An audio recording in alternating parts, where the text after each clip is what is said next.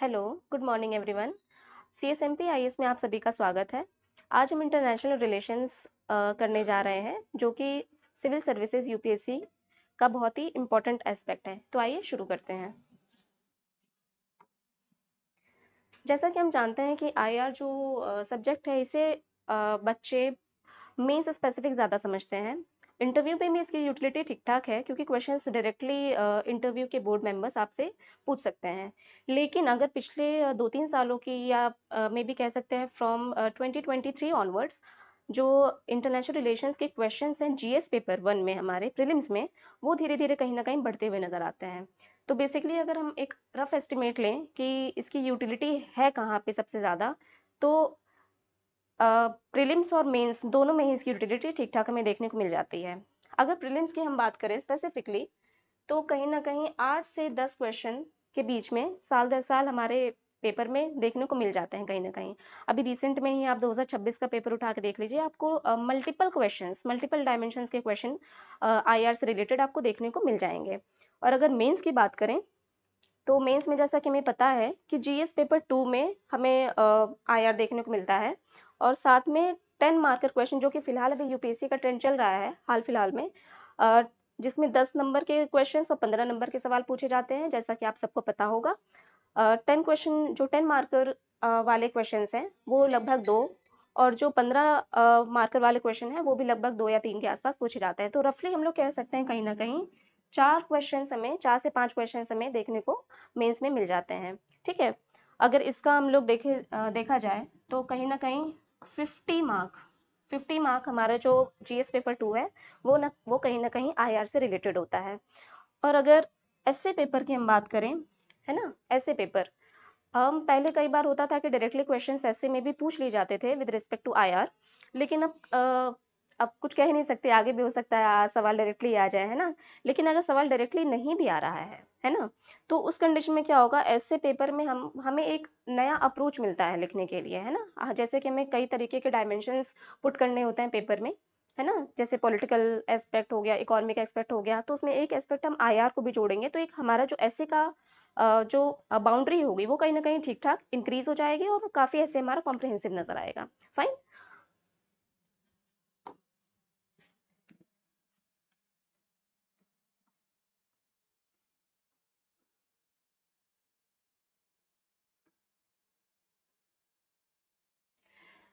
तो आगे बढ़ने से पहले मैं प्रीलिम्स का जो सिलेबस पहली बात ऑफ़िशियली यूपीएससी ने नहीं बताया हुआ है, उसमें सिर्फ़ हमें एक ही टर्म देखने को मिलता है, current events of national and international importance, है ना? तो अगर लेकिन हम साल दर साल जो पैटर्न यूपीएससी का देख रहे हैं, यूपीएससी में जो भी सवाल पूछे गए हैं, अगर हम उसका एक जनरल आइडिया लेने की कोशिश करें, जनरल पैटर्न ड्रॉ करने की कोशिश करें, तो उसमें कुछ सर्टेन पैरामीटर्स, कुछ सर्टेन एरियाज़ ऐसे हमें देखने को मिलेंगे, जो कहीं न कहीं हमें काफ़ी हेल्पफुल हो जाएँगे हमारी तैयारी के लिए। तो आइए उस पे एक नज़र हम डालते हैं, है ना?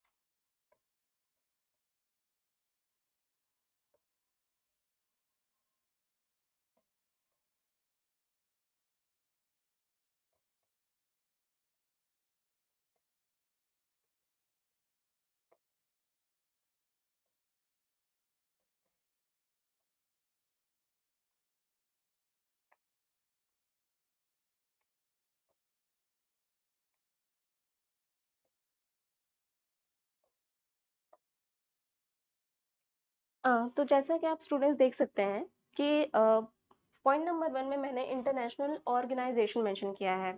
हाल-फिलहाल में आपने देखा होगा कि रिसेंटली जी20 ब्रिक्स के ऊपर क्वेश्चंस काफ़ी हद तक पूछे जा रहे हैं। तो उसमें बेसिकली हमें क्या नज़र डालने की ज़रूरत होती है, किन एस्पेक्ट्स पे? तो बेसिकली हमें इंटरनेशनल ऑर्गेनाइजेशंस में मेंबर कंट्रीज़ की किस पर्टिकुलर ऑर्गेनाइजेशन की कौन-कौन सी मेंबर कंट्रीज़ हैं। For example let's take an example, अगर हम जी20 की बात कर लें, तो इसके मेंबर्स क्या-क्या हैं, है ना? इसके अलावा अगर हम ब्रिक्स की बात कर लें, तो ब्रिक्स में इम्पोर्टेंट कंट्रीज़ कौन-कौन इसकी मेंबर्स हैं, कौन-कौन इसके फाउंडिंग कंट्रीज़ रही हैं, है ना? And next is important summits कि रिसेंटली हाल-फिलहाल में कौन-सी समिट अभी ऑर्गेनाइज़ हुई है ना? और जो अभी न्यूज़ में चल रही है या कंटेम्परेरी 2-3 साल पहले की भी UPSC is tend to ask question from these topics. Next is declarations, अगर कोई इंपॉर्टेंट डिक्लेरेशन हुआ है ना? जैसे कि अभी हमने ब्लेचले पार्क डिक्लेरेशन के बारे में नाम सुना होगा, है ना? With respect to the this AI and all the technology. अगर बात करें हम नेक्स्ट, तो कई बार हेडक्वार्टर पूछ लेता है कि किसी particular organisation, for example ASEAN हो गया, सार्क हो गया, इन सब के हेडक्वार्टर्स कहाँ-कहाँ हैं, तो एक नज़र हम उसको गो थ्रू करेंगे। नेक्स्ट है कि mandate, mandate is that is aim क्या हो सकता है किसी भी ऑर्गेनाइजेशन के बनने का। अब मोर और लेस देखा जाए तो जो ऑब्जेक्टिव होता है, जो पर्पस होता है किसी भी इंटरनेशनल ऑर्गेनाइजेशन का, ज़्यादातर वो कहीं न कहीं सिमिलरिटी हमें देखने को मिलती है। फॉर एग्ज़ाम्पल अगर डब्ल्यूटीओ की बात कर ली जाए, आईएमएफ, तो इनके तो कुछ क्लियर ऑब्जेक्टिव्स हमें देखने को मिल भी जाते हैं। लेकिन बाकी अगर एआईआईबी की बात कर लीजिए, एनडीबी की बात कर लीजिए, that is new development bank, AIIB, है ना? तो इन सब की जो मैंडेट है, जो पर्पस है, वो कहीं न कहीं हमें उनमें सिमिलरिटी देखने को मिल जाती है। नेक्स्ट अगर हम पॉइंट की बात करें, जो जिससे हमारे प्रीलिम्स में क्वेश्चन पूछे जाते हैं साल दर साल, इस साल भी आया ही था एक सवाल। अगर हम डिस्प्यूटेड कंट्रीज़ की बात करें, है ना? अभी डिस्प्यूट किन-किन कंट्रीज़ के बारे में चल रहा है। फॉर एग्ज़ाम्पल जब रशिया यूक्रेन का वॉर चल रहा था, अभी जो कि है ही, उसमें यूपीएससी ने सवाल पूछ लिया कि यूक्रेन की बॉर्डरिंग कंट्रीज़ कौन-कौन सी हैं? अगर अफ़गानिस्तान की बात करें, व्हेन जब तालिबान ने टेक ओवर कर लिया अफ़गानिस्तान के ऊपर, तो अफ़गानिस्तान की बॉर्डरिंग कंट्रीज़ के बारे में पूछ लिया है ना? तो डिस्प्यूटेड कंट्रीज़ के बारे में हम एक नज़र रखेंगे अपनी, जो भी हम करंट इवेंट्स सॉरी जो हम करंट अफेयर्स के लिए जो भी हम रिसोर्सेज़ यूज़ करते हैं, फॉर एग्ज़ाम्पल न्यूज़पेपर हो गया, मैगज़ीन्स हो गए, तो उनमें हम जब भी कुछ इन टॉपिक से रिलेटेड कुछ भी हम पाएँगे, तो उन्हें make a short note out of it, और बाकी उसके ऊपर हम एक एक नज़र डाल लिया करेंगे। आगे अगर देखा जाए, और कई बार पूछ लेता है कि डिस्प्यूट बिटवीन विच 2 कंट्रीज़, अगर मान लीजिए कि बाईजान और अर्मीनिया का जो डिस्प्यूट है वो काफ़ी ज़्यादा फ़ेमस है ना? उसके ऊपर सवाल आ सकते हैं। अभी मान लीजिए इंडिया पाकिस्तान हो गया, ख़ैर इस इतना बेसिक क्वेश्चन तो वैसे नहीं पूछेगा। लेकिन इसके अलावा अदर कंट्रीज़ की अगर हम बात करें, जिन 2 कंट्रीज़ के बीच में डिस्प्यूट्स रहते हैं, तो उसके ऊपर UPSC can ask questions. Let's come to the third one. Third one की अगर बात करें, तो disputed volatile regions and countries at war. अब इसका क्या मतलब हुआ कि कौन-कौन से डिस्प्यूटेड वोलेटाइल रीजन्स हैं हमारे यहाँ पे, हमारे पूरे वर्ल्ड में जो भी डिस्प्यूट में रीजन्स चल रहे होंगे। अभी तो हमने कंट्री की बात की, यहाँ पे तो हम कंट्रीज़ की बात कर रहे हैं। फॉर एग्ज़ाम्पल अफ़गानिस्तान था न्यूज़ में, है ना? इसके ऊपर यूपीएससी ने सवाल पूछा। इसके बाद अगर बात की जाए रशिया यूक्रेन की, रशिया यूक्रेन का वॉर जब हुआ, तो यूक्रेन के ऊपर यूपीएससी ने क्वेश्चन पूछ लिया है ना? अब यहाँ पे क्या डिफरेंस है, यहाँ पे रीजन्स के ऊपर इसका फोकस है। तो जो भी कंट्रीज वॉर में है, उसके नेबरिंग कंट्रीज कौन-कौन सी हैं, इसके ऊपर यूपीएससी सवाल पूछ सकता है ना? साथ में वाटर बॉडीज, ये बहुत अहम हिस्सा हो जाता है, क्योंकि अभी रिसेंटली 2026 में रेड सी के ऊपर यूपीएससी ने क्वेश्चन पूछा कि रेड सी जो है हमारा, वो किन-किन देशों के साथ बॉर्डर शेयर करता है ना? तो जो भी करंट इवेंट्स होंगे, हम उस पे एक नज़र दौड़ा लिया करेंगे इन सब टॉपिक से रिलेटेड। अब नेक्स्ट कुछ और इम्पोर्टेंट टॉपिक्स हैं, जिसे हम एक नज़र देख लेते हैं, है ना?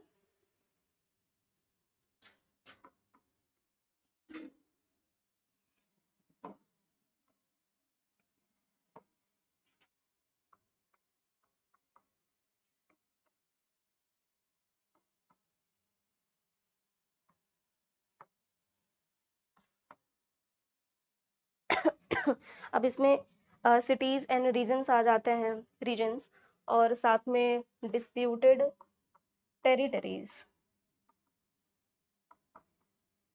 ऑफ डिफरेंट कंट्रीज, है ना।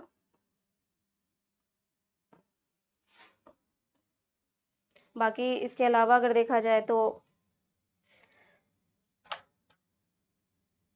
सॉरी,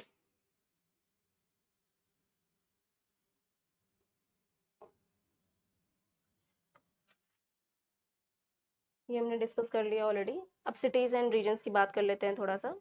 हाँ, सिटीज़ एंड रीजन्स। अब मान लीजिए कि यूक्रेन में कुछ सिटीज़ पर्टिकुलर, जैसे क्वीव एक करके जगह है, sorry pardon me if I mispronounced this word, जैसे खरसन रीजन रीजन हो गया, है ना। इसके अलावा ज़ैपोरिज़िया खरसन रीजन जो है वो हमारा पर्टिकुलरली यूक्रेन में है ना। ये जो जिस रीजन की मैं बात कर रही हूँ इसके ऊपर यूपीएससी ने सवाल पूछा हुआ है। अब सूडान के कुछ इंपॉर्टेंट रीजन हो सकते हैं, कई बार वहाँ पे मिलिट्री कूप वगैरह हो जाया करते हैं, तो उस पर्टिकुलर कंट्री के जो कुछ स्पेसिफिक रीजन्स हैं, है ना, जो न्यूज़ में है, प्लेसेस इन न्यूज़ में भी बहुत सारे हमें न्यूज़ में डेली बेसिस पे देखने को मिल जाते हैं। अब मान लीजिए इसके अलावा और क्या हो सकता है, दैट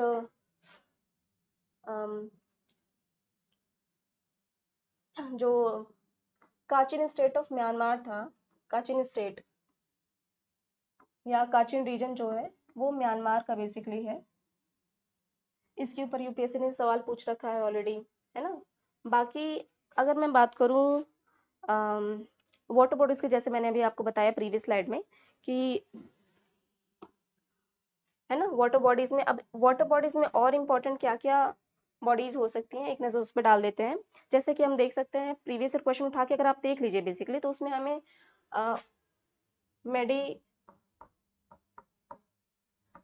सी के ऊपर सवाल मिल जाएंगे। इसके अलावा आपको ब्लैक सी के ऊपर क्वेश्चंस मिल जाएंगे, नॉर्थ सी, है ना, बाल्टिक सी।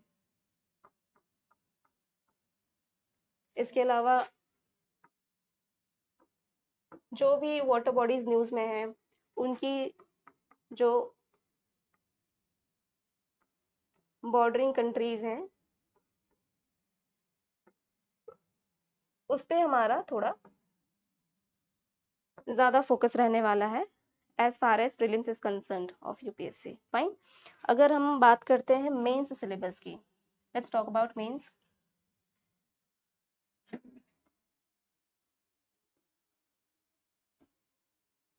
मेंस का जो सिलेबस है, मैं वो जीएस पेपर टू जो ऑफिशियल सिलेबस उस पर तो देखने को मिल जाता है, तो आइए फिर भी एक बार उसका एक रफ आइडिया ले लेते हैं।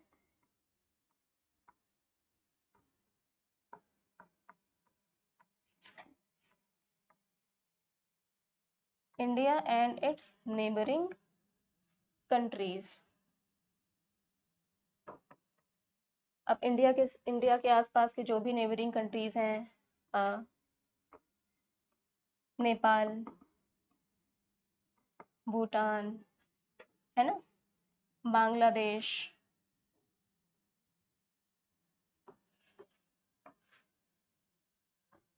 Myanmar, China, Pakistan, Afghanistan, Sri Lanka and Maldives.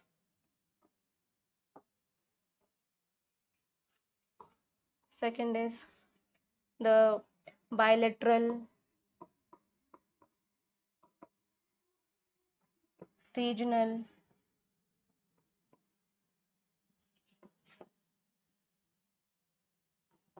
multilateral groupings,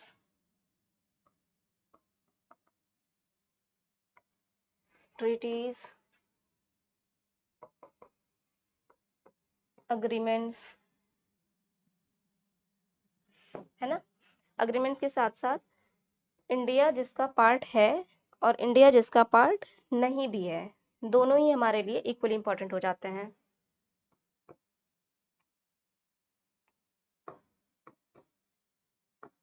India is part of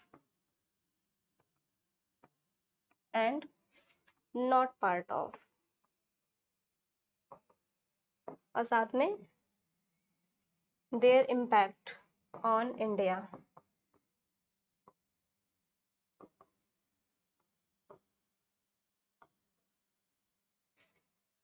अब यहाँ पे India and it's neighbouring countries का क्या मतलब हुआ? इंडिया के साथ-साथ जो हमारे आस-पड़ोस के देश हैं, तो हम उनके रिलेशंस को समझेंगे, उसे जानेंगे, है ना? If you talk about the bilateral, regional, multilateral groupings, जो बहुत सारी बायलैटरल, मल्टीलैटरल, रीजनल ग्रुपिंग्स होती हैं, है ना? एग्रीमेंट्स होते हैं रिसेंट में या पास्ट में भी। अगर मान लीजिए करंट में कोई एग्रीमेंट हुआ, है ना? अब करंट में कोई एग्रीमेंट हुआ तो उसका हम बैकवर्ड लिंकेज ज़रूर ढूँढने की कोशिश करेंगे कि उसकी स्थापना कब हुई, उसका फाउंडेशन कब रखा गया, है ना? उसके एम्स और ऑब्जेक्टिव्स क्या थे, किसी भी पर्टिकुलर ऑर्गनाइज़ेशंस के, है ना? और साथ में इंडिया अगर उसका पार्ट नहीं भी है, तो भी वो हमारे लिए इक्वली इम्पोर्टेंट हो जाता है, फाइन? और इंडिया अगर उसका पार्ट है, तब तो वो भाई वैसे भी बहुत ही ज़्यादा इम्पोर्टेंट है हमारे लिए। और इन सब चीज़ों का जो इम्पैक्ट है इंडिया पर, उसे हम सेंटर पॉइंट पे रखेंगे कि इंडिया का किसी भी पर्टिकुलर एग्रीमेंट का, ऑर्गेनाइज़ेशन का, ग्रुपिंग का, ट्रीटीज़ का, है ना? कोई भी साइन हो रही है किन्हीं भी 2 कंट्रीज़ के बीच में, तो इंडिया को हम सेंटर में रख के उससे उसके ऊपर नज़र डालेंगे, ठीक है? इसके अलावा अगर थर्ड की बात करें, यहाँ पे इंटरनेशनल ऑर्गेनाइज़ेशंस आ जाता है, फाइन?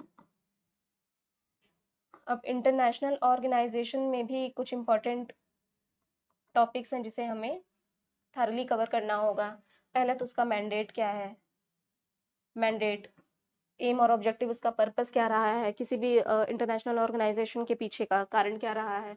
साथ में बेसिक प्रिंसिपल्स कि किन बेसिक प्रिंसिपल्स पे वो गवर्न होता है, फाइन। साथ में इसका हेड क्वार्टर,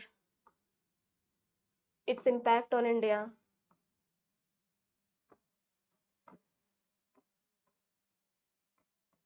ठीक है?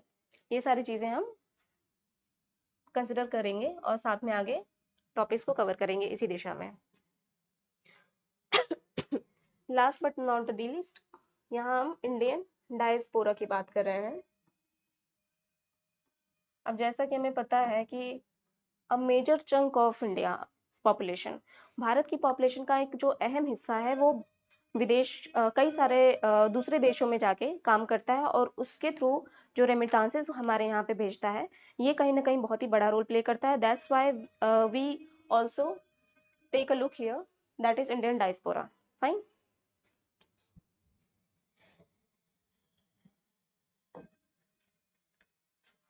अब बच्चों की बात करी जाए सोर्सेस की, है ना? अगर हम इंटरनेशनल रिलेशंस के सोर्सेज की बात करते हैं, सबसे बड़ा सवाल बच्चों के मन में ये आता है कि मैम कौन सी बुक पढ़ लें, कौन सी किताब, कौन सी मैगजीन पढ़ लें, है ना? तो मैं ये कहना चाहूँगी कि सबसे ज़्यादा इम्पोर्टेंट जो सोर्स है वो आपका क्लास नोट्स रहने वाला है, फाइन। जो भी मैं आपको नोट्स प्रोवाइड करने वाली हूँ क्लास में, वो पहली बात मोर देन सफिशिएंट रहेंगे आपके prelims plus mains point of view से। साथ में जो करंट अफेयर्स वाला पार्ट है, वो हम न्यूज़पेपर और मैगज़ीन से कवर करने की कोशिश करेंगे। उसका भी अप्रोच मैं आपको एडवांस में बता दूँगी, जिससे कि आपको कोई प्रॉब्लम नहीं आने वाली है। तो सेकंड सोर्स हमारा क्या रहने वाला है बच्चों? न्यूज़पेपर।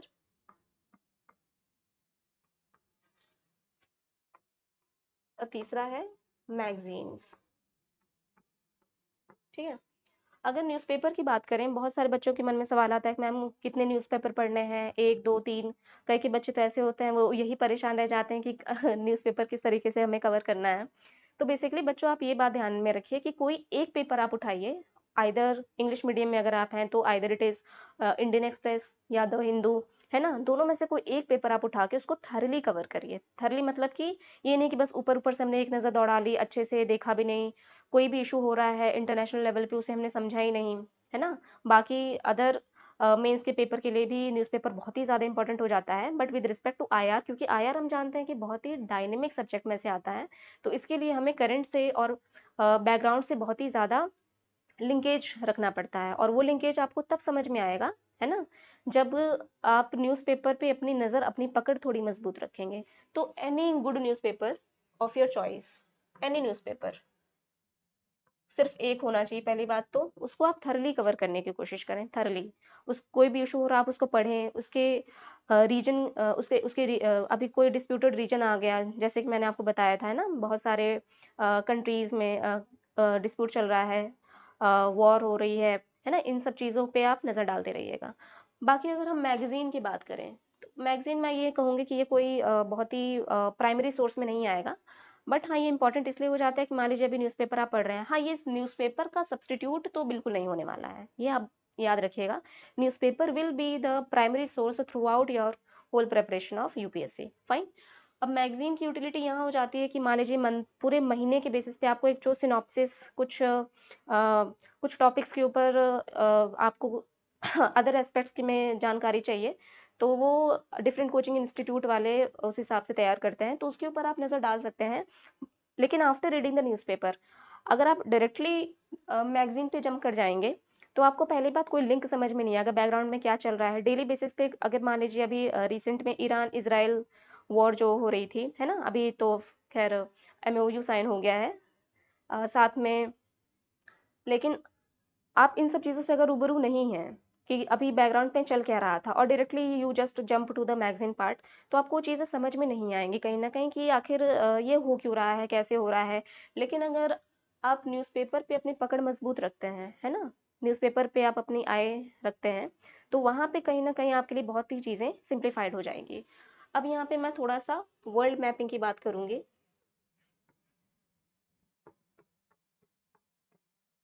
देखिए, जिन बच्चों ने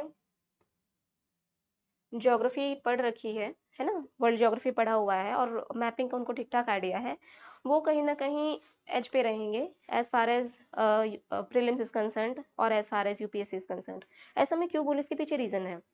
आप समझिए बात को कि वर्ल्ड मैपिंग की जब मैं बात कर रही हूँ, तो आपको कहीं न कहीं पूरे वर्ल्ड के बारे में एक ओवरलुक आपका तैयार रहेगा, है ना? अभी जैसे मैंने प्रीवियस स्लाइड्स में आपको बताया कि प्रीलिम्स के लिए डिस्प्यूटेड रीजन्स, वोलेटाइल रीजन्स, इसके अलावा जो वाटर बॉडीज़ हैं, है ना? स्ट्रेट्स पूछ सकता है। तो इन सब के इन सब चीज़ों के ऊपर जब आप अपनी पकड़ मज़बूत रखेंगे, तो कहीं न कहीं आप एज पे रहेंगे। अब मैं यहाँ पे एक एग्ज़ाम्पल बताऊँगी आपको। एग्ज़ाम्पल क्या है? यूपीएससी में लेवांट रीजन के बारे में सवाल पूछा गया है। अब लेवांट रीजन तो शायद ही कुछ ही बच्चों ने सुना होगा। लेवांट रीजन कहाँ पे है? जो ईस्टर्न शोर ऑफ मेडिटेरेनियन है हमारा, ईस्टर्न शोर पे ही आपको इसकी लोकेशन मिल जाएगी, है ना? एक रफ लोकेशन। इसके अलावा मैग्रेब रीजन ऑफ अब मैग्रेब रीजन कहाँ स्थित है? कोई आइडिया आप लोगों को? मैग्रेब रीजन जो है वो नॉर्थ वेस्ट अफ्रीका रीजन को हम मैग्रेब रीजन के नाम से जानते हैं। लेकिन इन सब चीज़ों के ऊपर आपकी पकड़ कैसे बनेगी? क्योंकि हम यहाँ पे वर्ल्ड मैपिंग पूरा डिस्कस नहीं कर पाएँगे, लेकिन वर्ल्ड मैपिंग अगर आपने करी है, ऑल्दो मैं आपकी बहुत सारी हेल्प करने वाली हूँ, वर्ल्ड मैपिंग का हम लोग काफ़ी सहारा लेंगे, जिससे कि आपकी पहली बात तो इन इन चीज़ों से थोड़ी क्रिएटिविटी बढ़ जाती है, आपकी कहीं न कहीं चीज़ों को रिलेट कर पाने की जो कैपेसिटी है, वो इंक्रीज़ हो जाती है ना? तो मेरा कहने का सिंपल सा मतलब ये है कि अगर आपने वर्ल्ड मैपिंग करी है अच्छे से, तो आप यहाँ पे एज पे रहने वाले हैं, तो just be thorough with that, fine.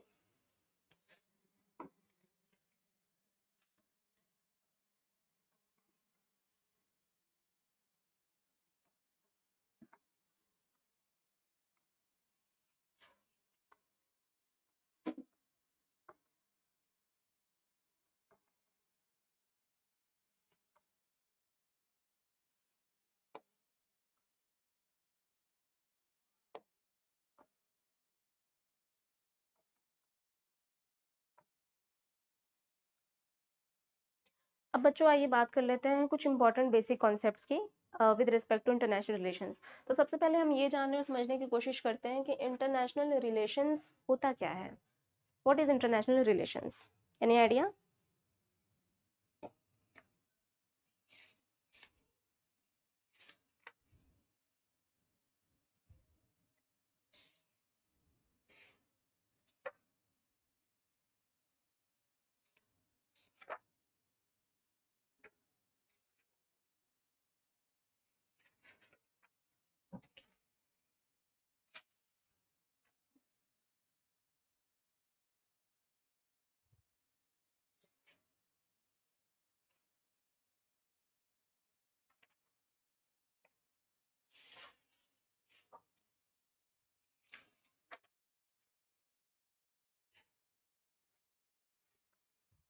बताइए इंटरनेशनल रिलेशंस होता क्या है?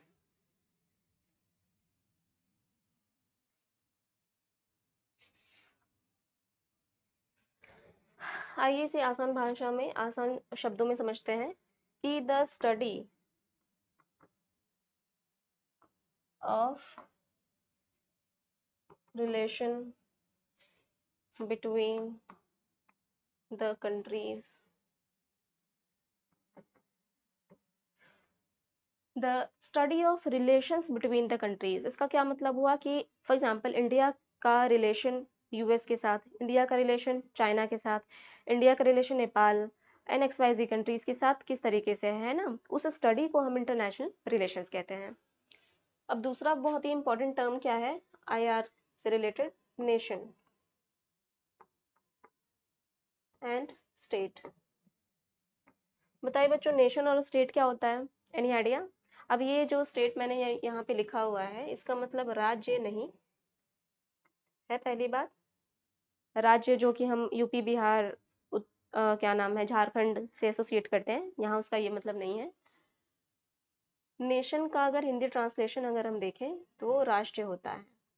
अब नेशन का मतलब क्या है बच्चों, ध्यान से समझिएगा कि नेशन का मतलब राष्ट्र से क्या कहने का तात्पर्य है मेरा, कि ये एक भाव है।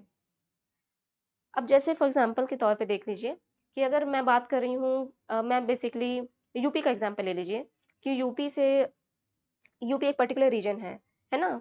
तो यहाँ पे एक भाव जुड़ा हुआ है कि हम एक किसी पर्टिकुलर रीजन रीजन से जुड़े हुए हैं, है ना? इसका आधार भाषा हो सकता है ना? इसका आधार संस्कृति हो सकती है, कल्चर हो सकता है, एथनिसिटी हो सकती है ना? ट्राइबल्स की अगर हम बात कर लें तो XYZ करके भाव किसी भी तरीके का अगर किसी इंसान को जोड़ रहा है ना? तो उसे हम राष्ट्र से समझते हैं। दैट इज कल्चर, एथनिसिटी, यहाँ पे लैंग्वेज भी हो सकता है एक आधार, है ना? एक पर्टिकुलर रीजन हो सकता है। तो इन सब एस्पेक्ट्स को जब हम अनटेकिंग कंसिडरेशन में लेते हैं तो उसे हम नेशन कहते हैं। अगर हम स्टेट की बात करें, राज्य की बात कर रहे हैं, तो राज्य एक टेरिटोरियल एंटिटी है ना? टेरिटोरियल एंटिटी जिसकी कुछ स्पेसिफिक बाउंड्रीज हैं, है ना? किसी भी पर्टिकुलर कंट्री की कोई बाउंड्री है, अ, एक डेफिनेट बाउंड्री है, उसके साथ साथ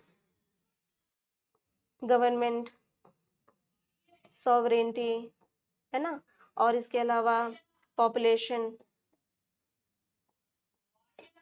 जब इन एस्पेक्ट्स के ऊपर हम नज़र डालते हैं तो वहाँ पे हम स्टेट की बात कर रहे होते हैं, that is the territorial entity. और नेशन का मतलब क्या हुआ, यहाँ पे हम भाव की बात कर रहे हैं जो एक आपस में लोगों को जोड़ता है ना? अब वो भाव कोई भी हो सकता है, आप देख सकते हैं। अब इसके अलावा हम एक बहुत ही इंपॉर्टेंट टर्मिनोलॉजी की बात करेंगे, दैट इज नेशनल इंटरेस्ट। अब नेशनल इंटरेस्ट क्या होता है, इसे बेसिकली समझने के लिए आप इसे अलग अलग करके देखिए। नेशनल और एक वर्ड है हमारा इंटरेस्ट, इन दोनों का मतलब क्या हुआ? नेशनल जो कि नेशन के लेवल पे हो, इंटरेस्ट मतलब हमारा खुद का, जैसे आपका इंटरेस्ट है किसी चीज़ में, मेरा कुछ पर्टिकुलर इंटरेस्ट हो सकता है ना? तो इन दोनों वर्ड को जब हम कंबाइन करते हैं तो हमें क्या मिलता है? National interest. अब इसका मतलब क्या है कि जो भी चीज़, जो भी एस्पेक्ट हमारी कंट्री के हित में है ना? जो भी हमारे फ़ायदे में है या हमारे नुकसान की तरफ इशारा कर रहे हैं, है ना? तो उन सब चीज़ों को, उन सब एस्पेक्ट्स को हम नेशनल इंटरेस्ट बोलते हैं। फॉर एग्ज़ाम्पल कि अभी मान लीजिए हमें सेमीकंडक्टर्स की ज़रूरत है, तो ये हमारे नेशनल इंटरेस्ट का एक बहुत ही इंपॉर्टेंट एस्पेक्ट हो गया। अब इस नेशनल इंटरेस्ट को अचीव करने के लिए कुछ सर्टेन मीन्स होंगे, है ना? इस नेशनल इंटरेस्ट को अचीव करने के लिए मीन्स हैं, है ना? तो कहने का मतलब सिंपली ये हुआ कि हर किसी पर्टिकुलर देश के कुछ हित होते हैं, है ना? तो उन हितों को उन उन हितों को पूरा करने के लिए जिन भी मीन्स एंड ऑब्जेक्टिव्स का हम यूज़ करते हैं, उसे हम पूरा करने के लिए बहुत सारे मीन्स एंड ऑब्जेक्टिव्स का यूज़ करते रहते हैं। फाइन। अब नेक्स्ट इंपॉर्टेंट टर्मिनोलॉजी की अगर हम बात करें तो वो है टाइप्स ऑफ पावर।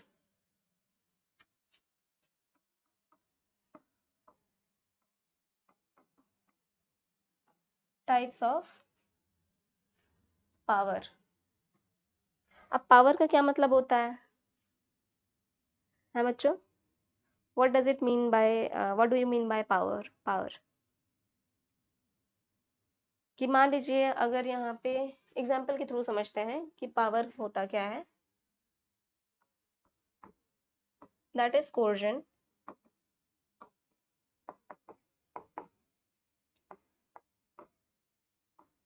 यहाँ पे हम ए और बी का एग्जाम्पल लेके चलते हैं। मान लीजिए ए की पावर बी के ऊपर है। अब इसका क्या मतलब हुआ कि ए जो है वो अपने अपनी बात को मनवाने के लिए बी से कुछ भी करा सकता है।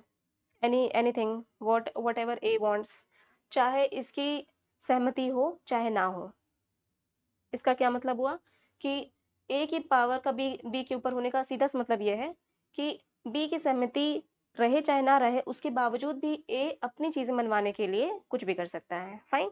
अगर हम टाइप्स ऑफ पावर की बात करें तो बेसिकली हमें 3 टाइप की पावर देखने को मिलती है with respect to international relations. पहली, that is hard power. Hard power. Second one is soft power and the third one is the smart power.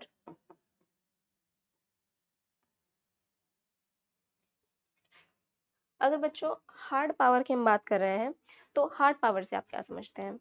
Hard power का बेसिकली क्या मतलब होता है? बहुत लोग इसे सिर्फ और सिर्फ मिलिट्री एस्पेक्ट्स में ही उसे डिनोट करते हैं। बट हार्ड पावर का मतलब क्या है यहाँ पे?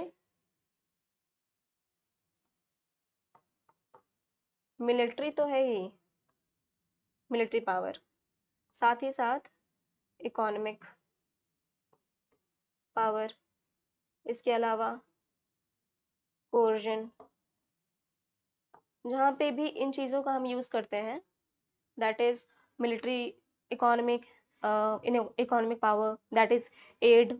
अगर मान लीजिए इसे हम एग्जांपल के थ्रू समझने की कोशिश करें तो चाइना ने जो भी श्रीलंका को एड प्रोवाइड करा हुआ था, अब वो एड इसलिए नहीं था कि China was keen to develop Sri Lanka, वो इसलिए था कि ताकि इंडिया के ऊपर अपनी ठीक ठाक नज़र रख सके China. That's why it used the economic aspect of hard power. Fine. और कोर्जन तो हम समझते ही हैं क्या है। अब सॉफ्ट पावर की अगर बात करी जाए, सॉफ्ट पावर से बच्चों आप क्या समझते हैं? Any idea what is soft power? Soft power का मतलब सिंपली ये होता है कि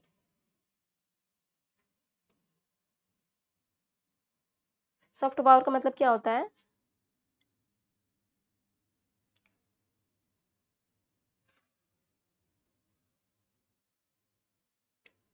जब भी हम अपने नेशनल इंटरेस्ट को जब भी हम अपने नेशनल इंटरेस्ट, किसी भी कंट्री के नेशनल इंटरेस्ट को मीट करने के लिए कल्चर को, इसके अलावा रिलीजन, ठीक है, इसके अलावा पीपल टू पीपल कॉन्टैक्ट्स,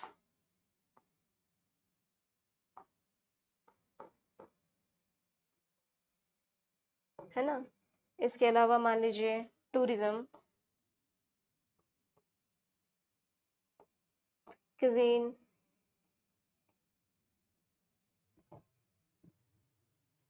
अब ये सारे जो भी एस्पेक्ट्स मैंने बोर्ड पर लिखे हुए हैं that is if you talk about culture, इसके अलावा religion, people to people contacts, tourism and sorry tourism and cuisine। अब इंडिया कौन सी पावर है, आपको क्या लगता है बच्चों? इंडिया ज़्यादा बेसिकली किन पावर्स का यूज़ करता है? Soft power, right? अब देखा जाए सॉफ्ट पावर में जो भी चीजें मैंने लिखी हुई हैं, sorry it is also erased. Culture, religion, ना। जब भी हम कल्चर का यूज करते हैं, culture for example Indian culture अपने आप में बहुत ही ज़्यादा डाइवर्स है ना। इसके अलावा रिलीजन की अगर बात करें तो आपने Ramayana circuit, the Buddha circuit, है ना, इन सब के बारे में सुना होगा। साथ में टूरिज्म, टूरिज्म के ऊपर गवर्नमेंट डिफरेंट पॉलिसीज लेकर आती है। ऐसा क्यों होता है? ताकि हम अपना जो इन्फ्लुएंस है वर्ल्ड ऑर्डर में, वर्ल्ड में, वो कहीं ना कहीं इम्प्रूव कर पाएँ, है ना, एम्फेसाइज कर पाएँ। साथ में cuisine की अगर हम बात करें, द चाइनीज़ cuisine जिसका बहुत ही ज़्यादा क्रेज़ रहता है आजकल, है ना? दी थाई cuisine, है ना? अब इंडियन cuisine की अगर बात करें, दैट इज़ राजस्थानी, राजस्थान में बहुत सारी डिशेज़ होती हैं। इसके अलावा दाल बाटी चूरमा, इस तरीके के जो बहुत सारे नाम हमें सुनने को मिलते रहते हैं, है ना? तो cuisine एक इम्पोर्टेंट एस्पेक्ट हो गया हमारा सॉफ्ट पावर का। फाइन। अब बात करते हैं स्मार्ट पावर की। ये क्या होता है? What is smart smart power? बच्चों, स्मार्ट पावर का बेसिकली क्या मतलब होता है? It is a mix of both, that is soft power plus hard power. जो जुडिशियस मिक्स होता है सॉफ्ट पावर का और साथ ही साथ हार्ड पावर, इसी को हम लोग क्या बोलते हैं? Smart power. बेसिकली जो सॉफ्ट पावर वाला कॉन्सेप्ट कॉन्सेप्ट था, वो नीज ने दिया हुआ था इन 1990, जोसेफ नीज। फाइन। और यही जो स्मार्ट पावर वाला कॉन्सेप्ट था, इन द ईयर ऑफ 2000, उस समय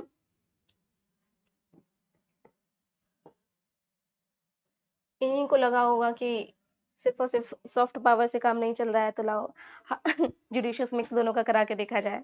जस्ट किडिंग।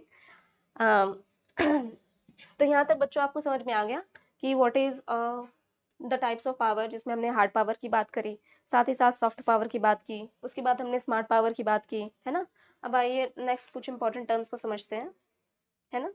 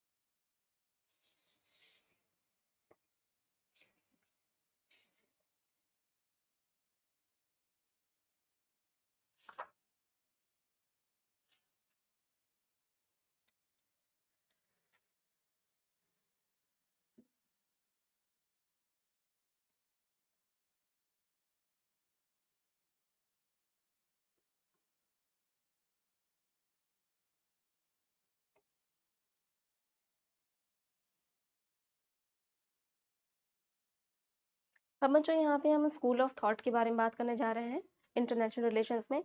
तो basically with respect to IR there are different multiple schools of thought. For example realism, idealism, constructivism, one school of thought which is related to the Marxian concepts also, है ना। But with respect to IR, as far as UPSC civil services is concerned, here we uh, take three schools of thought basically. The first one is realism.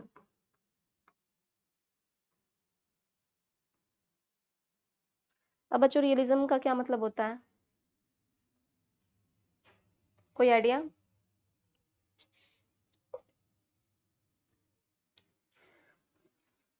Realism का क्या मतलब होता है? तो बच्चों पहली बात, अगर रियलिज्म की बात करें तो यहाँ पे जो स्टेट्स हैं, states that is the countries are the primary actors. Fine. It focuses on how a a nation is, कि यथास्थिति अभी हमारे देश की या किसी भी पर्टिकुलर कंट्री की क्या स्थिति है, हाउ अ नेशन इज। और यहाँ पे जो स्टेट है, state that is the country, यही प्राइमरी एक्टर है। फाइन। यहाँ पे ये इसके एग्जिस्टेंस की बात करता है, स्टेट के एग्जिस्टेंस की बात करता है। साथ में और इम्पोर्टेंट क्या क्या एस्पेक्ट्स हो सकते हैं कि it is also guided by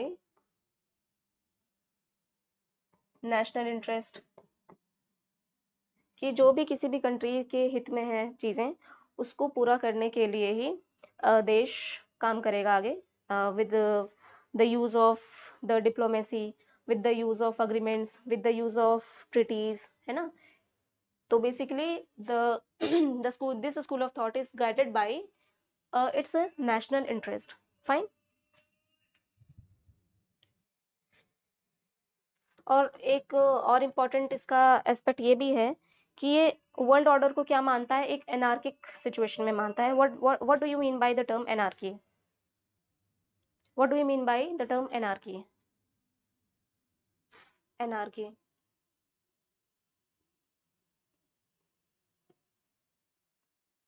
anarchy से आप क्या समझते हैं? अब मैं यहाँ पे एक छोटा सा एग्जांपल पुट करूँगी। फॉर एग्जांपल, लोकल लेवल पे हमारे यहाँ पंचायत के बारे में आपने पढ़ा होगा। फिर उससे ऊपर अगर हम जाते हैं तो सॉरी, लोकल सेल्फ गवर्नमेंट के बारे के ऊपर अगर हम जाएँ तो स्टेट गवर्नमेंट का फॉर्मेशन हमें मिलता है। फाइन। मान लीजिए इधर ग्रास रूट लेवल पे लोकल गवर्नमेंट है।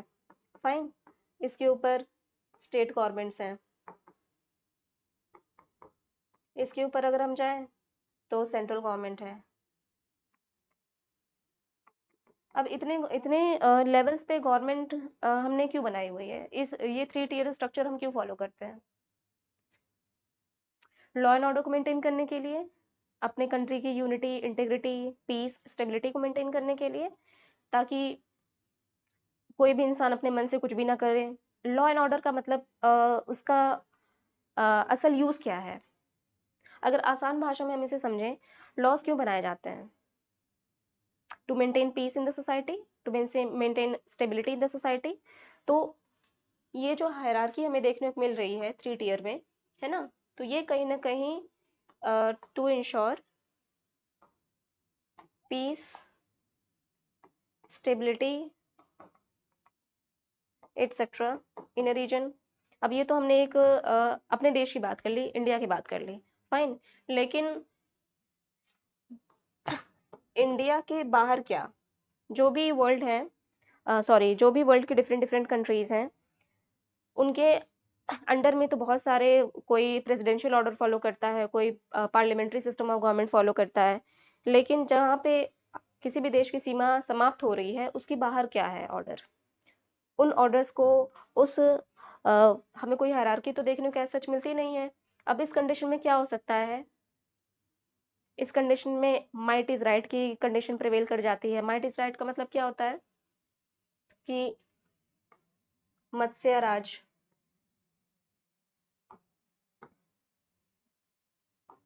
What do you mean by मत्स्य राज?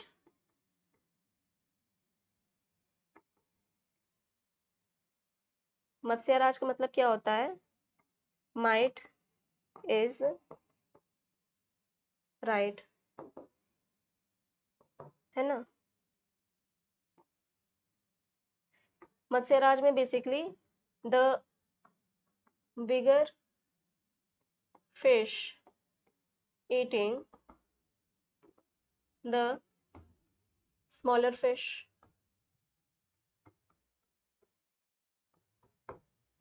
The bigger fish eating the smaller fish, मत्स्य राज। अब इस कंडीशन में क्या हो रहा है कि जो भी बड़ी हस्तियां हैं पूरे वर्ल्ड में, वो कहीं ना कहीं अपने से जो छोटी कंट्रीज हैं, छोटे जो नेशंस हैं, उनको कहीं उनके ऊपर कहीं ना कहीं उनका इन्फ्लुएंस ज़्यादा देखने को मिलता है ना। तो जो रियलिज्म स्कूल ऑफ थॉट है, वो basically Matsya Raj, that is the anarchic situation की बात करता है, कि वर्ल्ड ऑर्डर में वर्ल्ड सिनेरियो जो है हमारा, वो एनार्किक है। Fine.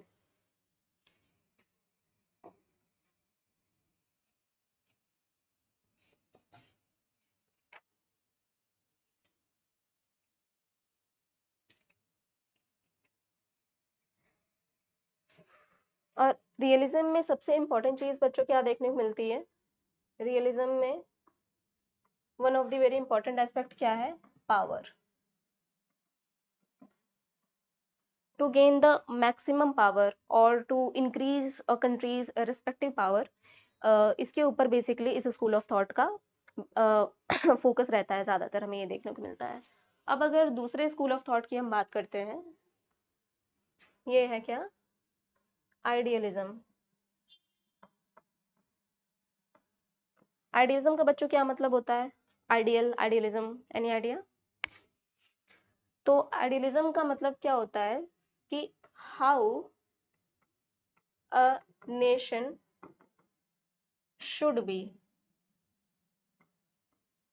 It basically focuses on how a particular nation should B, कि हमें कैसा होना चाहिए। तो किसी भी कंट्री को क्या ज़रूरत है कि वो आइडियलिज्म को फॉलो करे कि हमें कैसा होना चाहिए, rather than focusing on how a nation is. वही सेम चीज़, to maintain a stable society, to maintain unity and harmony amongst all. Fine. जो भी ये बेसिक प्रिंसिपल्स होते हैं कि इज से शुड तक जाने के लिए एक तरीके से हमें एक पाथवे मिल जाता है यहाँ पे, कि how far we are from the idealistic society. Fine. और ये जो प्रिंसिपल्स हैं, ये किस पे फोकस करते होंगे? एनी आइडिया कि आइडियलिज्म का फोकस कहाँ कहाँ होगा?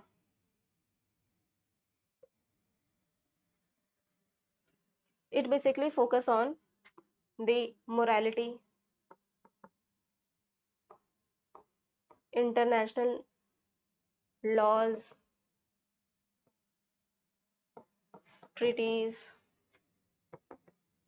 और ये सब बेसिकली किस लिए होगा?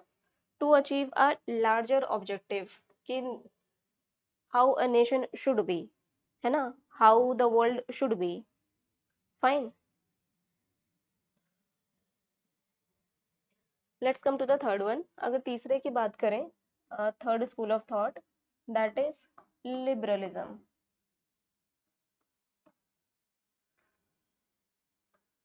लिबरलिज्म से बच्चों आप क्या समझते हैं? What does it mean? What does the term liberalism means? अब बेसिकली ये रियलिज्म जो स्कूल ऑफ थॉट हमने पढ़ा, उसकी दो चीज़ों को ये एक्सेप्ट करता है। पहला तो ये कि जो भी इंटरनेशनल पॉलिटिक्स या इंटरनेशनल रिलेशन है, वो एनार्किक सिचुएशन में है। फाइन। एनार्की है इंटरनेशनल इंटरनेशनल पॉलिटिक्स में या इंटरनेशनल सिनेरियो में, हमें एनार्की देखने को मिलती है। और दूसरा जो रियलिज्म में हमने देखा कि it is motivated by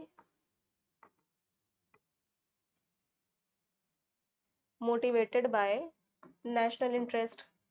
liberalism ने इसे भी एक्सेप्ट करा, है ना। ये दोनों चीज़ों को रियलिज्म से उठाया इसने। इसके अलावा क्या है कि जो लिबरलिज्म स्कूल ऑफ थॉट है, वो बेसिकली फोकस कहाँ करता है कि मैन इज रैशनल, कि जो मानव है वो रैशनल है ना। इफ मैन इज रैशनल, इसके आगे की बात अगर हम करें तो स्टेट क्या है? Basically state, it is individual writ large,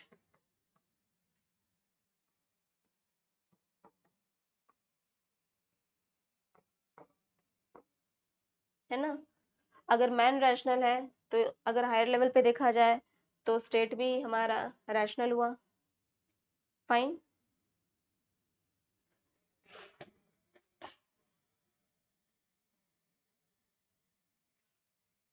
और इस स्कूल ऑफ थॉट में government at national level prevails. Fine.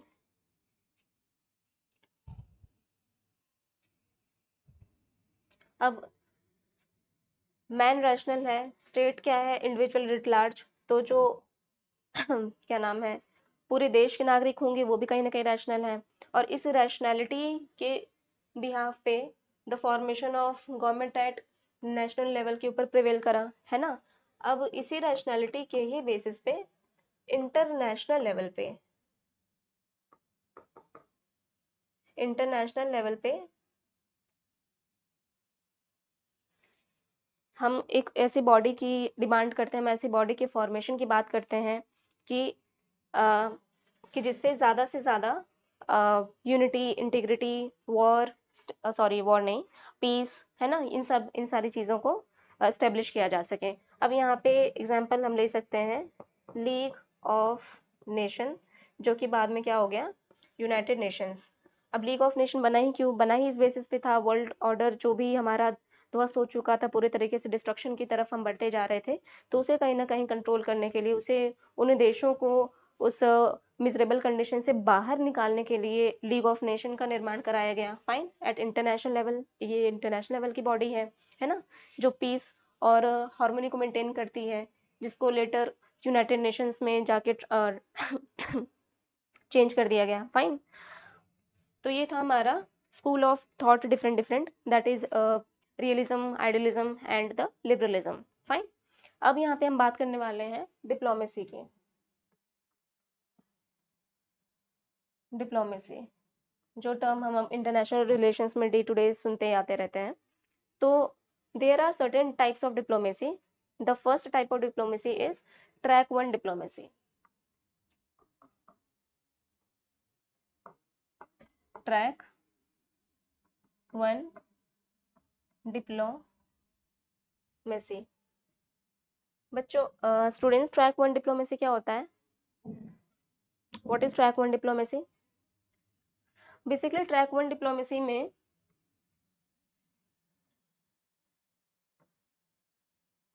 Government to government plus ministers, bureaucrats, etcetera, जब भी किन्हीं दो देशों में आपस में इंटरेक्शन होता है ना, इंटरेक्शन होता है, तो उसमें जो प्राइमरी एक्टर्स होते हैं, प्राइमरी लोग होते हैं, वो कौन लोग होते हैं जो पार्टिसिपेट करते हैं इस डिप्लोमेसी में? तो पहली बात ये गवर्नमेंट टू गवर्नमेंट लेवल की है कि एक देश किसी दूसरे देश पर फॉर्मली बातचीत कर रहा है, फॉर्मली एमओयू साइन हो रहे हैं, बैठकें हो रही हैं, एग्रीमेंट्स ट्रीटी साइन हो रहे हैं। तो जो ट्रैक वन डिप्लोमेसी है वो हमारी गवर्नमेंट टू गवर्नमेंट लेवल पे होती है, और इसके जो हमें पार्टिसिपेंट्स देखने को मिलते हैं वो हमें मिनिस्टर्स देखने को मिलते हैं। अब यहाँ पे एग्जाम्पल ले लीजिए, हमारे मिनिस्टर ऑफ एक्सटर्नल अफेयर्स साहब हो गए, एस जयशंकर जी हो गए। इसके अलावा नितिन गडकरी से लेकर पीयूष गोयल, जितने भी हमारे मिनिस्टर्स हैं इंपॉर्टेंट पोर्टफोलियो वाले, वो कहीं ना कहीं इसमें पार्टिसिपेट करते हैं। फाइन, मिनिस्टर, अब जैसे कि डिफेंस मिनिस्टर हो गए, अगर कोई डिफेंस डील साइन होनी है या कोई मेमोरेंडम ऑफ अंडरस्टैंडिंग साइन हो रहा है किन्हीं भी दो कंट्रीज के बीच में, तो उसी के अकॉर्डिंग मिनिस्टर्स पार्टिसिपेट करते हैं, साथ ही साथ ब्यूरोक्रेट्स भी इसमें पार्टिसिपेट करते हैं, है ना। दूसरी डिप्लोमेसी क्या है? Track two diplomacy. अब ट्रैक टू डिप्लोमेसी का बच्चों क्या मतलब होता है? What do you mean by track two diplomacy? What do you mean by track two diplomacy?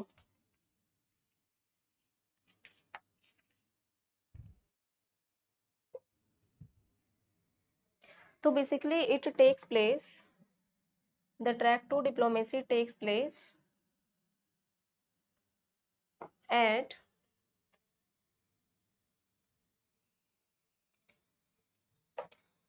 the track to diplomacy takes place at the non-official level. Non-official level. अब non official level का क्या मतलब होता है? What do you mean bye non official level? तो basically जब जो participants होते हैं ट्रैक टू डिप्लोमेसी के, वो रिटायर्ड ब्यूरोक्रेट्स,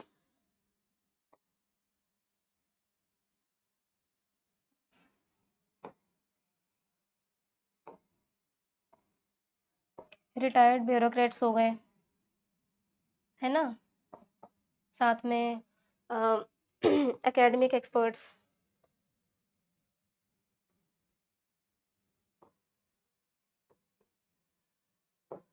है ना? इसके अलावा और क्या-क्या हो सकता है? सिविल सोसाइटी मेंबर्स हो सकते हैं, सिविल सोसाइटी ऑर्गेनाइजेशंस प्लस उसके मेंबर्स, फाइन। तो मीडिया एक्सपर्ट्स हो गए, इसके अलावा जो भी नॉन ऑफिशियल लेवल के जो भी हमें लोग हैं, जो भी पार्टिसिपेंट्स हैं वो हमें देखने को मिल जाते हैं। Let's briefly discuss it. इसमें रिटायर्ड ब्यूरोक्रेट्स हो गए, इसके अलावा एकेडमिक एक्सपर्ट्स हो गए किसी सब्जेक्ट स्पेसिफिक। फॉर एग्जांपल मान लीजिए किन्हीं for example India and Israel के बीच में टेक्नोलॉजी का एक्सचेंज होना है ना? तो उस टेक्नोलॉजी के एक्सचेंज में with respect to technological expert जाके वहाँ पे पार्टिसिपेट करेंगे। Civil society organisation for example कुछ ह्यूमन राइट्स से रिलेटेड कोई इशू हुआ, रिफ्यूजी लेवल पे कुछ इशू हो रहा है, उसके ऊपर अगर हमें बात करनी हो तो वहाँ पे सिविल सोसाइटी ऑर्गेनाइजेशन प्लस उसके मेंबर्स इसके पार्टिसिपेंट्स बनेंगे, फाइन।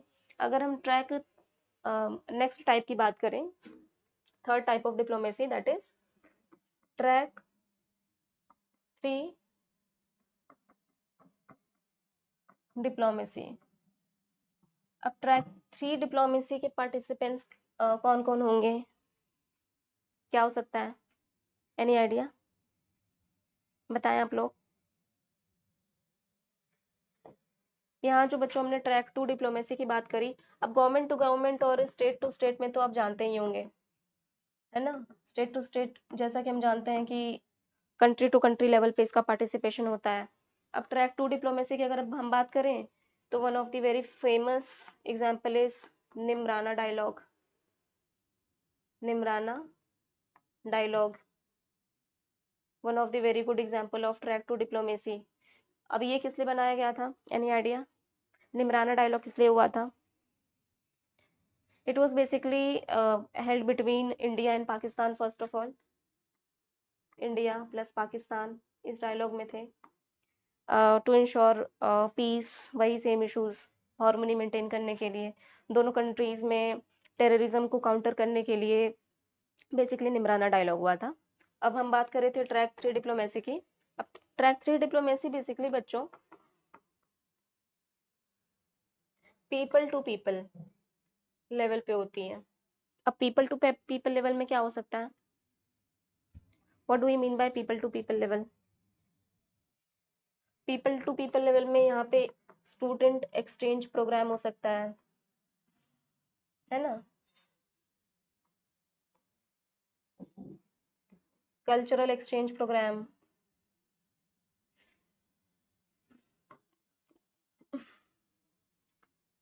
इसके अलावा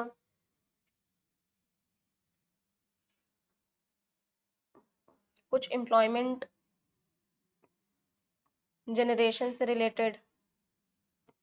आप न्यूज़पेपर में पढ़ते होंगे कभी कि इंडिया प्लस ऑस्ट्रेलिया के बीच में कोई डील साइन हुई है जिसमें यहाँ से लोगों के लिए इंडिया के लिए काफ़ी अच्छी अपॉर्चुनिटी साबित हो सकती है कि वहाँ पे इंजीनियर्स बैकग्राउंड के, साइंस बैकग्राउंड के बच्चों की डिमांड हो रखी है कि वहाँ पे एम्प्लॉयमेंट उन्हें दिया जा रहा है विद 1 2 3 और n n number of years.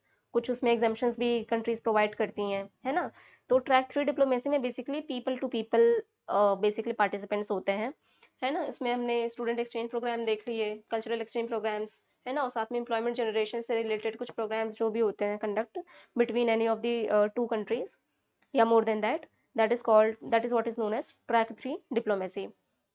अब एक और हम पढ़ते हैं चौथा type, that is 1.5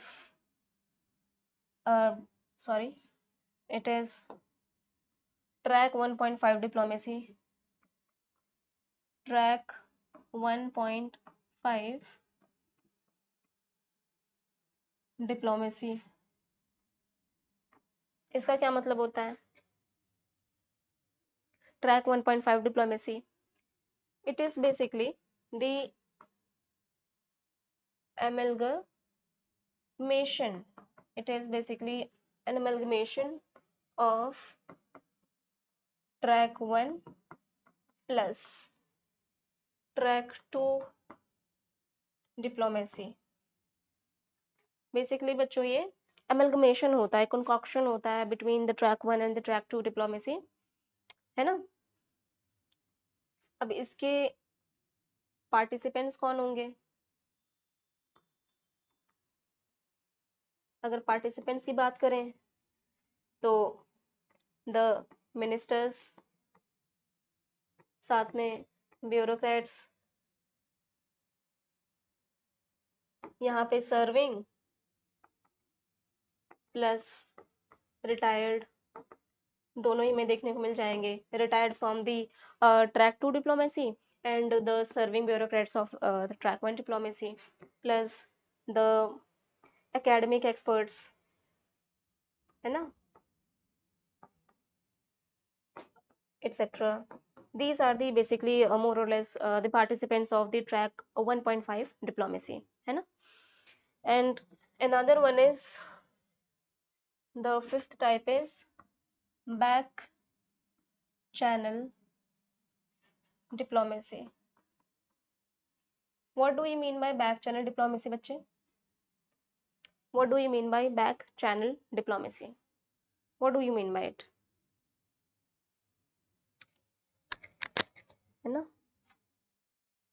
What do you mean by back channel diplomacy?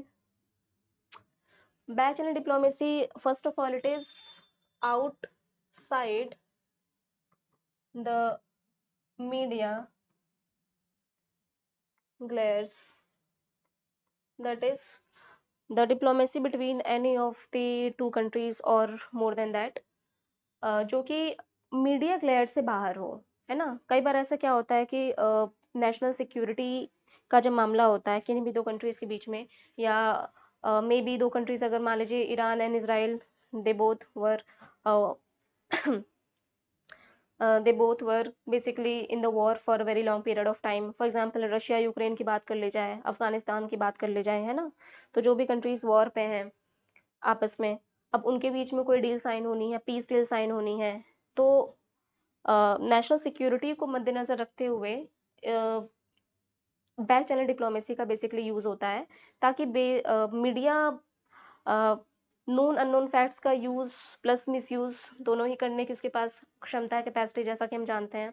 तो उन सब चीज़ों को बचाने के लिए कहीं न कहीं, और स्टेबिलिटी को, हार्मनी को मेंटेन करने के लिए, मीडिया हाउस से बाहर रहते हुए जो भी डिप्लोमेसी की जाती है उसे हम बैक चैनल डिप्लोमेसी बोलते हैं।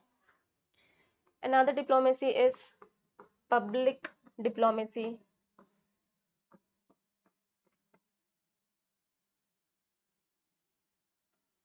What do you mean by public diplomacy बच्चों? I am sorry, what do you mean by public diplomacy? It basically occurs between the government of any country plus members of different countries. For example, India का मान लीजिए जो भी interaction हो रहा है with different countries, वहाँ के लोगों से हो रहा है। ऐसा क्यों हो रहा है बेसिकली, कोई आइडिया आपको? पब्लिक डिप्लोमेसी का यूज़ क्यों हो रहा है? पब्लिक डिप्लोमेसी का यूज़ क्या है, कोई आइडिया?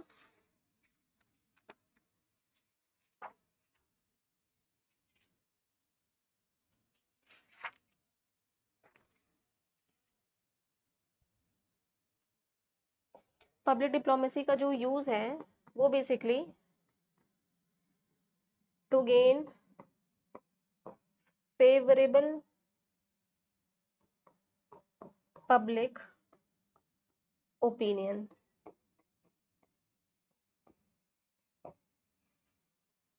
अब फेवरेबल पब्लिक ओपिनियन का क्या यूज़ है, या क्यों ये फेवरेबल पब्लिक ओपिनियन, हम तो इंडिया में रह रहे हैं, हम दूसरे देशों के लोगों से क्यों इंटरेक्ट कर रहे हैं? It is because of spread of democracy.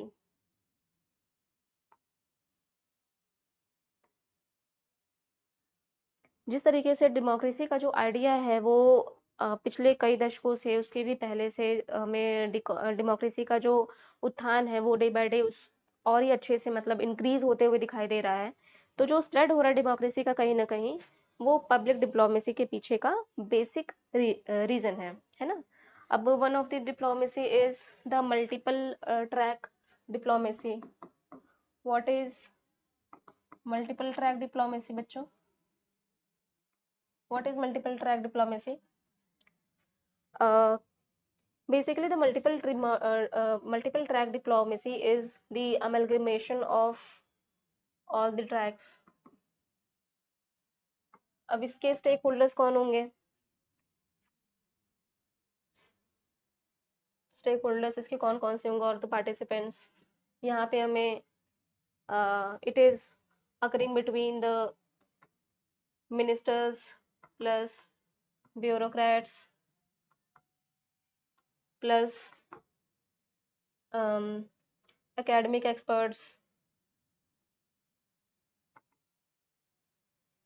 experts plus the students,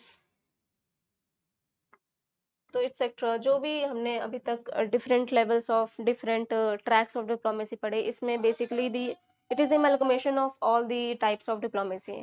fine.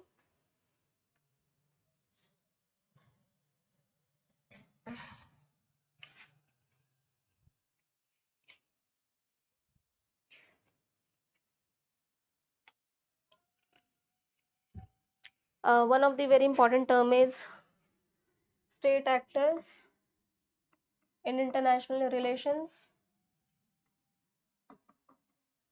plus non-state actors in international relations। वह स्टेट एक्टर्स बच्चों क्या होता है? What is a state actor? State actors is basically concerned with the state or the country. It is at the level of a state or the country. Fine. If you talk about non-state actors में क्या क्या चीजें आ सकती हैं? What is non-state actors? Apart from the country and its other organs, इसके अलावा for example civil society organisations हो गई। फाइन, सिविल सोसाइटी ऑर्गेनाइजेशंस हो गई। इसके अलावा टेररिस्ट ऑर्गेनाइजेशंस हो गई, different kind of non government organisations, है ना, the pressure groups, interest groups,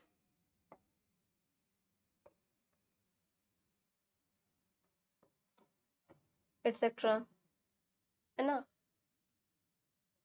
तो जो नॉन स्टेट एक्टर्स होते हैं, these are basically the the non-official groups or the groups with respect to the civil society organization, the terrorist organization, that is example ले लीजिए आप, may be al Qaeda, है ना, al Qaeda. इसके अलावा लश्कर तैयबा जो भी हम न्यूज़ में पढ़ते रहते हैं ना। इसके अलावा डिफरेंट नॉन गवर्नमेंट ऑर्गेनाइजेशंस हो गई। Apart from it the different pressure groups, the interest groups, है ना, these are the part of the non state actors, है ना।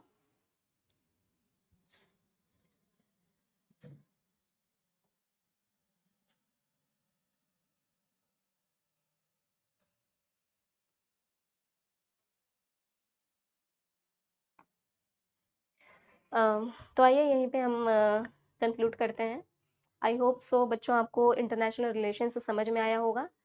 ये हमारा बैच है IAS foundation batch, focused on the prelims and the mains as well. साथ में हमारा ऑफलाइन बैच प्लस ऑनलाइन दोनों ही साथ में चलते हैं। अगर आप डिस्टेंट एजुकेशन कर रहे हैं, नहीं रीच है आपके यहाँ लखनऊ तक, तो आप ऑनलाइन माध्यम से भी पढ़ाई कर सकते हैं। बेसिकली हमारा जो फाउंडेशन बैच है English medium plus Hindi medium both the mediums में 28 जून से शुरू हो रहा है फाइनली। एंड साथ में ये जो दिया हुआ कॉन्टैक्ट नंबर है, इस पे आप फ़ोन करके जो भी आपको कोई क्वेरी करनी हो एडमिशन के रिगार्डिंग, मेंटरशिप के रिगार्डिंग, आप you people are, you students are most welcome. Fine. बाकी इसके अलावा 7 डेज़ की फ्री ट्रायल क्लासेस भी हमारे सर ने अवेल कराई हुई हैं, तो जिन बच्चों को भी अगर डेमो लेक्चर्स लेने हों, अ, ये सब सारी चीज़ें एक्सेस करनी हो, तो आप सेंटर पे प्लीज़ विज़िट करिए। और अगर आपको बहुत ही अच्छे लेवल पे तैयारी करनी है, जिसमें देखिए यूपीएससी या पीसीएस कोई भी आप एग्ज़ाम दे रहे हो सिविल सर्विसेज़ का, तो उसमें सबसे ज़्यादा इम्पोर्टेंट रोल जो प्ले करता है, वो गाइडेंस का होता है बच्चों। अब गाइडेंस का क्या मतलब होता है कि आपको कौन-सी बुक पढ़नी है, कौन-सी किताबें नहीं पढ़नी हैं, आपको सिलेबस का मतलब समझ में आना चाहिए, सिलेबस को कैसे कम समय में अच्छे से एफ़िशिएंटली उसे पूरे तरीके से समझा जा सके, है ना? साथ ही साथ प्रीवियस ईयर क्वेश्चंस में कौन से सवाल हमसे अ, एक्सपेक्टेड है कि आने वाले समय में पूछे जा सकते हैं, प्रीवियस ईयर क्वेश्चंस की एक समझ होती है, एक पकड़ होती है ना? तो इन सब चीज़ों के ऊपर आपको एक स्ट्रॉन्ग कवरेज, एक स्ट्रॉन्ग नज़र रखने के लिए हमारा बैच काफ़ी ज़्यादा हेल्पफुल साबित हो जाएगा, है ना? बाकी ये दिए हुए कॉन्टैक्ट नंबर पे आपकी कोई भी क्वेरी हो, तो उसे you people are free to ask. Fine? तो यहीं पे मैं अपना कंक्लूड करना चाहूँगी। Thank you so much for joining me. Thank you so much from the side of CSMP IAS।